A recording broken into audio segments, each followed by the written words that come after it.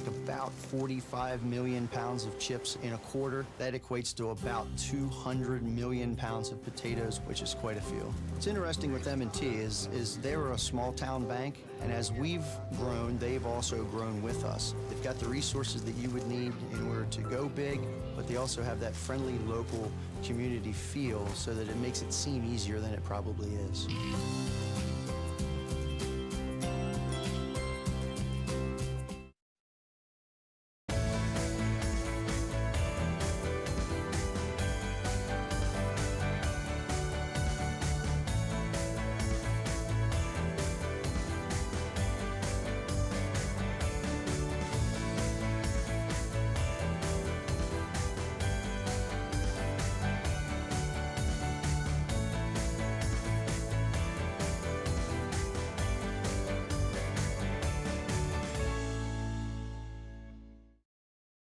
Hello, and welcome to Candidates Up Front.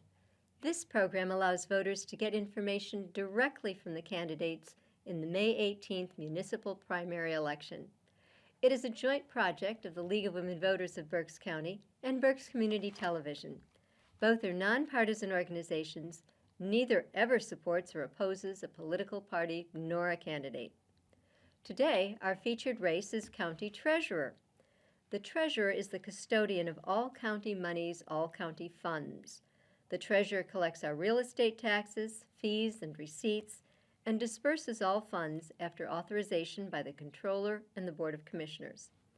The treasurer serves as an agent of the Commonwealth in selling licenses for hunting, fishing, dogs, motorboats, gun permits, and small games of chance. The current salary is $83,971, and the term is 4 years.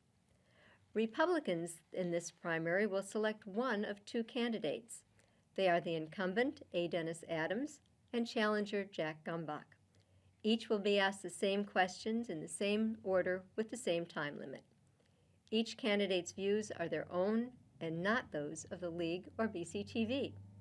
Today, our candidate is Jack Gumbach. Welcome, Jack. Hi. We're starting out with a very simple question. Why do you want to serve as treasurer, and what are your qualifications for this position? We'll take 2 minutes for that. Yeah. First, I just want to say, thank you to the League and to BCTV for the invitation this afternoon. I want to serve as county treasurer because, as I see it, this is one of the most important offices in elected county government. The county treasurer really serves as the chief revenue officer for the county in ensuring the collection of taxes and fees. But then they also serve as a publicly elected fiduciary for public money and making sure that the office is running smoothly and efficiently, and most importantly, transparency. And if lucky to be elected, that's exactly what I want to do and how I want to serve our community. I'm really drawing on a lot of experience serving our community already. I serve on the Reading Area Community College Board of Trustees. I serve on the Friends of Reading Hospital Board of Directors. And then I serve West Reading as their council president for Borough Council. So I'm drawing on those experience to lead the office and to really prioritize the taxpayers, streamlining services, and then opening up our books. What kind of special training, if any, do you think a person should have to be treasurer? We'll give that a minute. So I believe that really for any elected office, what voters should really look at and focus on is their past work and see if they have a demonstrated commitment to public service, community service, and ultimately putting their constituents' needs first.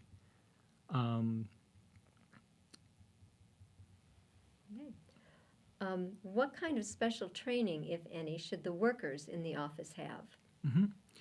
So I think with those employees, they're really responsible for the day-to-day management and operations of the office. So they should have, the very best qualifications and the very top qualifications needed to execute the duties and responsibilities of that office, and really rely on the vision that the treasurer lays out in conjunction with the county commissioners and the county controllers, because it's all a team when it comes to the courthouse to serve the public good and the public interest. What 3 things do you want to accomplish if elected? And you can go up to 2 minutes on this one. Okay. So ever since running for borough council, I've always prioritized 3 things: protecting the taxpayer, preserving essential services, and then promoting small businesses. And that was really out of the need for the community that I saw and responding to what the community wanted. So I'm taking that same approach to the county courthouse. I still want to protect taxpayers. I want to streamline our services, and I want to open up our books and make it as transparent and as accessible as possible. I believe that this office is really uniquely positioned to be a champion for transparency and the taxpayer.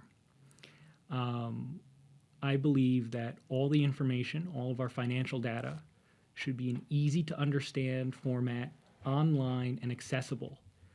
I think what you've seen for a long time when it comes to the more financially minded offices is that they hide behind jargon and industry words, and it is kind of off-putting.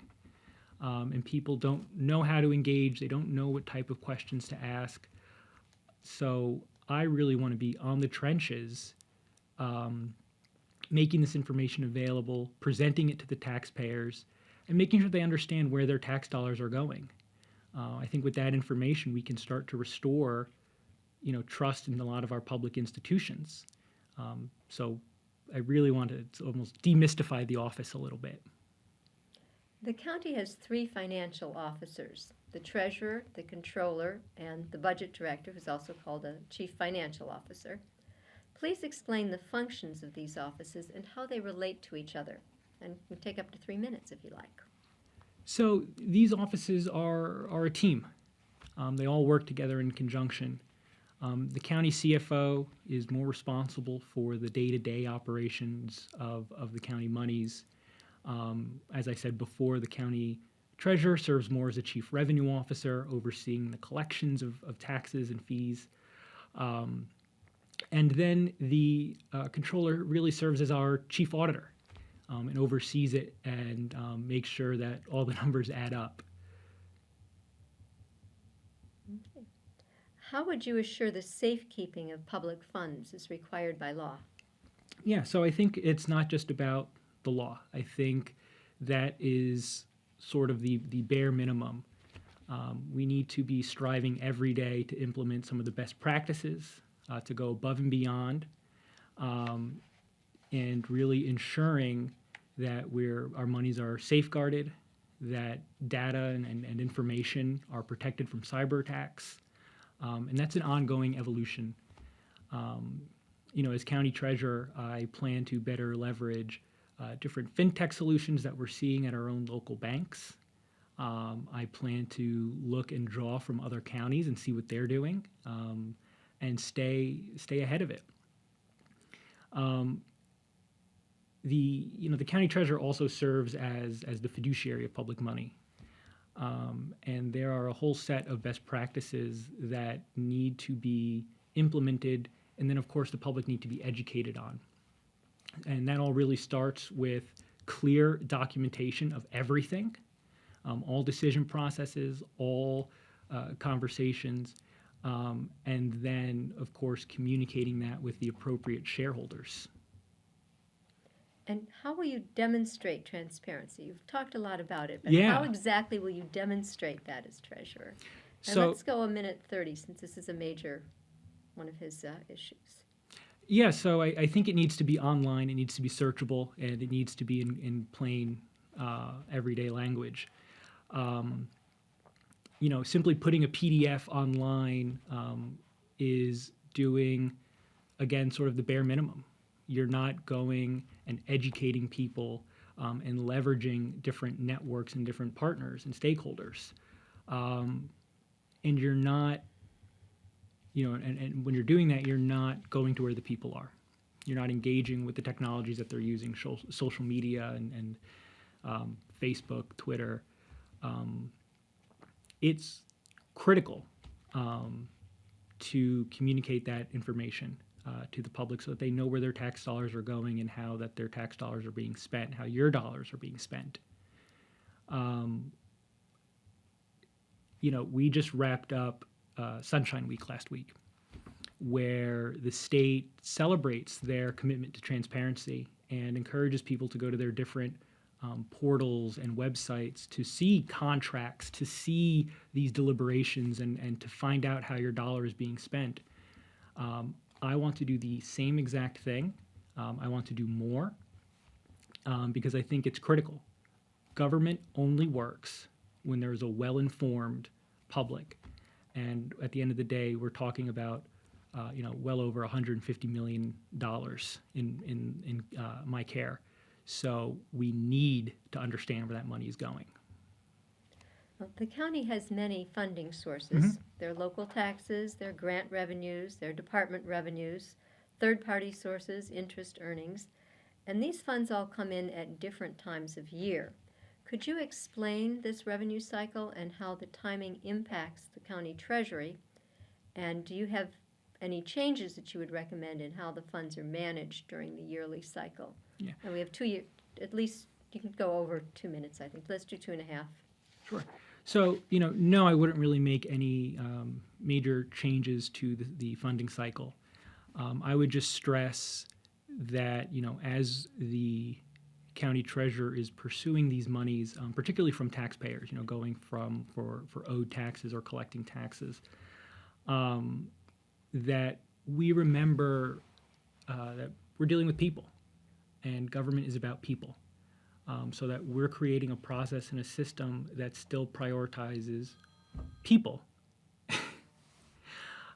So doing that collection with compassion and understanding is critical. One of the treasurer's functions is to manage cash flow, and that's to assure there's enough cash on hand each day or each week to pay the week's bills. How would you manage cash flow? Yeah. So, I would work with the rest of with my team and my staff, and then, of course, working closely with the budget officer and the controller to make sure that they are handled appropriately and in accordance with best practices that are currently being done. I wouldn't want to stray too far from what's already being done. I do believe that the office on the day-to-day operations is being run competently, in large part thanks to the professional staff that the county employs. The treasurer participates in decisions on investing funds. What is your philosophy for the investment of county funds? Yeah, so I think, again, it's going to rely on what professionals advise based on where the market is. Where I differ is I believe that process needs to be well documented. I believe that process needs to have clear metrics of success for these financial managers, and that we ultimately hold them accountable for, their failures or their successes. We're currently not seeing that properly coming out of the current treasurer's office, and that is simply just unacceptable. It is not a best practice as a fiduciary. Now, the county treasurer also serves on the board of the Berks County Employees Retirement Fund. How should the county manage this fund? What do you consider safe investments for a retirement fund? And take as long as you need, because we have more time than you need. Okay. I think, again, in this case, the ultimate goal is to safeguard pensions and to protect it and shield it from risk and mitigate risk. And this is an important job. This is an important job of the county treasurer.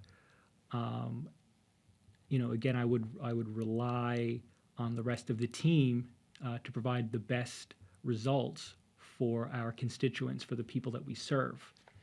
And again, make sure that it's documented. We have a clear policy that we're following. I reviewed the county audits and a lot of the financial information, and we are doing a lot of that good stuff, again, thanks to the professional staff. But it's important that that is being documented so that people understand what our deliberation process is, why we chose this manager over that manager, and communicating it. Currently, when citizens pay their property taxes, they usually pay by check, and it's to the city or township or borough tax collector. Should the county modernize tax payments by allowing credit card and bank transfers directly to the county? And what would need to change in order to do this? Yeah, so I think it's critically important that we maximize revenue collections and that we work with the local tax collectors to do it. I am not trying to recreate the wheel. I am only trying to build on the successes that have already been done. So absolutely, we need to modernize the office. We need to better understand what technology is out there. We need to better understand how that fits into our processes as a county government. But then also, how can we empower the local tax collectors to get the job done? They're the ones, with the relationships in the trenches, getting it done. And once we start to modernize and maximize our collections and our revenue, that adds up really quickly. We're having those conversations in West Reading now currently, and we're hopefully, knock on wood, accounting for a 20% increase in revenues just by, working more closely with our local tax collector, better leveraging technology, and streamlining our processes. So now you magnify that countywide. That's a real difference. That can mean the difference in raising taxes or holding the line. Could you explain to us how the Treasurer's Office interacts with county residents, and is that relationship optimal? And if you would explain your answer. Yeah. So, currently the Treasurer's Office does not interact with residents, and I think that's actually a real shame. At its core, government is a service provider, and we need to constantly strive to find ways to provide those services in a cost-effective and efficient way to the taxpayers. And in my role as the county treasurer, I would actively be championing those issues and those concerns and helping people understand the importance of county government. I also fully believe that as the county treasurer, it's my job to advocate for the financial wellness of the entire community, because that translates to the financial wellness of the county. So rolling out programs and initiatives and working with partners to help people understand financial literacy, to help on those issues is just incredibly important. I think, as the chief revenue officer, you should always be thinking down the road of how to maximize revenue. And the best way to maximize revenue without raising taxes is to grow the tax base. So when you have a county treasurer that's actively helping people get on their financial feet and contribute their fair share of taxes to pay for these services, that's a home run. And that's how the office should be operating. It should be working with people every day, not just in the courthouse, but out in the communities, working with boroughs, working with municipalities, making sure that they have the resources needed to get the job done. Should the treasurer play a role in supporting the local economy? Yes. Again, very, very limited in what that means. But I think it means, again, advocating and being a champion for those issues, especially issues that relate to expanding the tax base. Those are long-term strategic projects to start working on. Do you believe the treasurer's office has adequate resources, including staff, to perform the responsibilities currently assigned to the office? I think it has adequate staff. I don't think it has the adequate resources. Every day, technology is changing. Technology is becoming more advanced. It's evolving, and so is, quite frankly, the threat of cyber attack. And more and more, you're starting to see governments, local municipalities, state governments come under risk. So it's making sure that, yes, we're constantly improving our technologies, but also constantly improving our defenses of those risks and safeguarding data and information and ultimately the taxpayer. Are there any improvements that you would like to make in the way the Office of County Treasurer operates and functions? Yeah, so I see it a lot more as it should be, a public-facing office that cares deeply about transparency. I've brought these issues up throughout the campaign so far, and we've always heard, well, it's not my job, it's somebody else's job, and I think that's frankly unacceptable. Transparency is the job of every single elected official, from county commissioner all the way down to the local tax collector. Everybody should be finding ways to make their office transparent and accessible, and easy to understand language. We are here to serve our constituents, not the other way around, and we shouldn't be hiding behind jargon and the bare minimum of what the law requires. So I think it's a lot of programming that would focus on that, working more closely with our local municipalities, and then of course creating a dashboard portal with our county controller and our county commissioners to have all that information in one place that's easy to understand and it's searchable. I think we're ready for your closing statement. You may have up to 3 minutes. Thank you. So I think COVID has really forced us to change, and forced us to re-examine how things are done. And like I said throughout the course of this, the office is competently being run. And in large part, that's because of the very professional staff, and I applaud all their efforts. But moving forward, as we enter the new normal or the post-COVID, we really need to ask, does this office have the vision needed to move forward in this new world? Is this office empowering constituents and empowering taxpayers to hold our elected offices and our elected officials accountable for the work that they're doing? And currently it's not. So it really is just going to boil down to vision.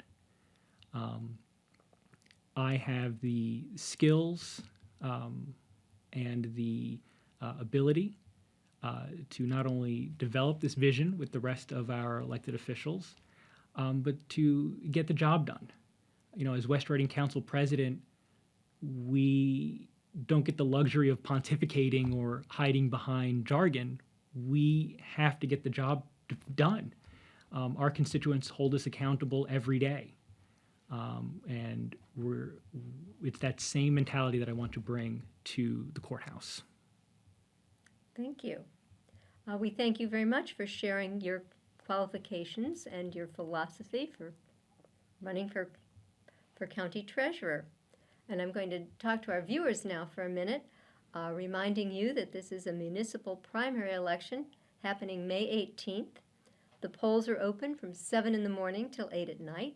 You may vote at your polling place or by absentee or mail-in ballot.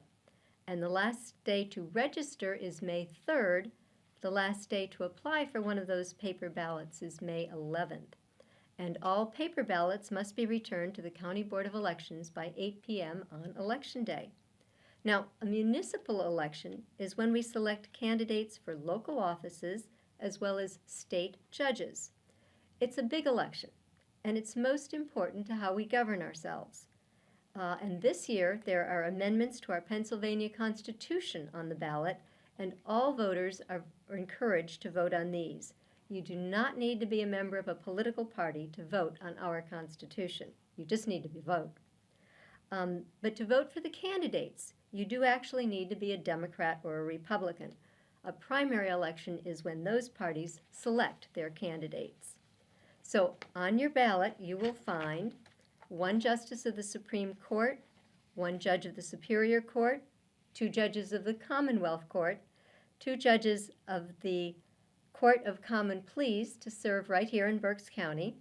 And also on the ballot are our county treasurer, that was the race covered today, our coroner, and our pathonetary. And you'll be voting on a constable for each voting district. In each of our 18 school districts, Democrats and Republicans will select candidates for school boards for 4- and 2-year terms. Some districts select their boards at large, others by regions. And in the city of Reading, voters will also choose candidates for council president and city council members in districts 1, 4, and 5. In townships, voters will select commissioners or supervisors and auditors and tax collectors. And in boroughs, you'll be selecting mayors, council members, auditors, and tax collectors. Please note that some judicial candidates are up for retention. Judges serve a 10-year term. Then, instead of running for re-election, they're on the ballot unopposed. Voters may choose to keep them in office for another 10 years by voting yes, or they may vote no and put the judge out of office. Candidates for judge and school director may cross-file. That means they may run as both Democrats and Republicans. Now, to vote, you must be registered by May 3rd. To register or check your registration status or request a mail-in ballot, go to votespa.com. That's VOTESPA.com. For information on the ballot questions and the races on your ballot, go to vote411.org. That's VOTE411.org. Or, if you prefer to talk to a live person in English or in Spanish, phone Berks County Election Services. Their phone number is 610-478-6490. That's 610-478-6490. Election Services can send you the application for an absentee or mail-in ballot and can answer all your questions about the election. And please watch BCTV for more candidate interviews and information on those constitutional amendments that will be on the ballot. For the League of Women Voters, I'm Judith Cranis. Good day. We make about 45 million pounds of chips in a quarter. That equates to about 200 million pounds of potatoes, which is quite a few. What's interesting with M&T is they're a small town bank, and as we've grown, they've also grown with us. They've got the resources that you would need in order to go big, but they also have that friendly local community feel so that it makes it seem easier than it probably is.